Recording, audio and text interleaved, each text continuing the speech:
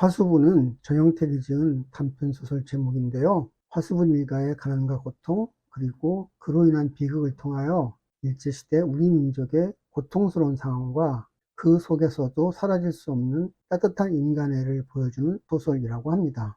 소설의 제목으로 쓰인 화수분은 재물이 계속 나오는 보물단지를 말합니다. 그 안에 온갖 물건을 담아두면 아무리 써도 줄어들지 않는다는 전설의 물건입니다. 제가 왜 뜬금없이 화수분을 말하고 있을까요? 제게는 맨발 걷기가 건강의 화수분이기 때문입니다. 맨발로 걷기만 하면 혈관이 튼튼해집니다.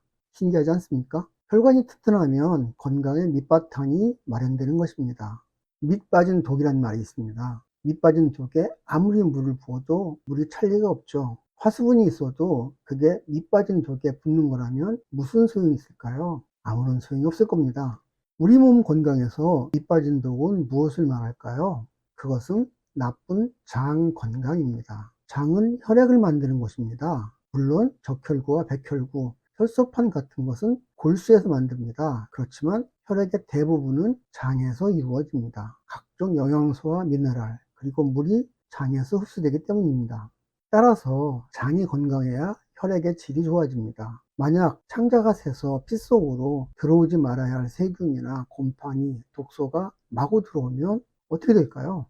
맨발 걷기를 여러 달 했어도 아무런 느낌이 없으면 혹시 밑 빠진 독이 아닐까? 라는 생각을 해보라는 것입니다. 왜냐하면 어싱의 혈관 건강 개선 메커니즘은 정말 확실하기 때문입니다.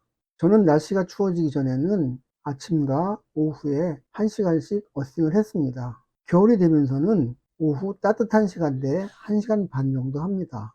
영하이면 그냥 걷고 영상이면 맨발로 걷습니다.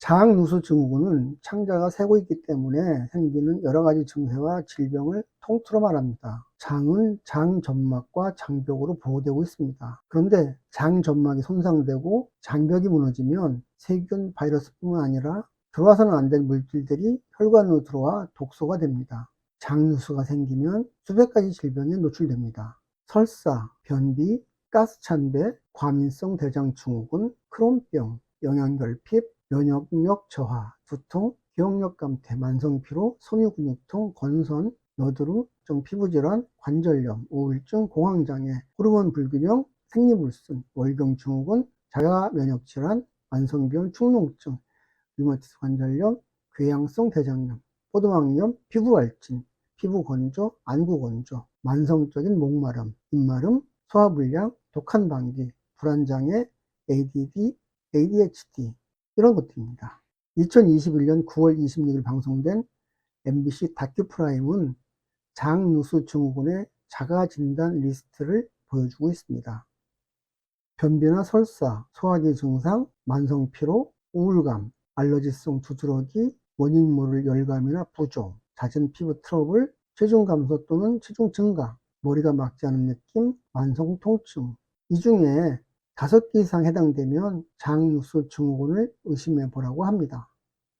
맨발 걷기를 하는 이유는 아픈 몸을 고치거나 아프지 않기 위해서입니다. 그러니까 이 한겨울에도 어떻게 하든 어싱을 하려고 안간힘을 쓰는 게 아닙니까? 그런데 창자가 안 좋으면 말짱 꽝입니다. 그런데 창자만 튼튼하다면 맨발 걷기 효과는 2배, 3배 올라갑니다. 이 그림은 장 점막 단면도를 보여줍니다. 그림에서 보듯 모세혈관과 장의 상피세포와는 거의 붙어 있습니다. 따라서 혈관 건강과 장 건강과는 매우 밀접하게 관련되어 있을 수밖에 없습니다. 장 건강을 개선하는 가장 효과적인 방법은 장내 마이크로바이옴을 튼튼히 하는 것입니다. 그러면 장내 미생물이 마치 서해안의 갯벌처럼 막을 만들어서 장벽을 보호해 줍니다. 맨발 걷기는 여러 번 강조했듯이 그 메커니즘으로 볼 때 혈관 건강이 좋아지게 되어 있습니다. 다만 장 건강이 나쁘면 그 효과를 발휘할 수가 없습니다. 그래서 맨발 걷기를 꽤 했는데도 효과가 없으면 반드시 창자를 살펴보아야 합니다.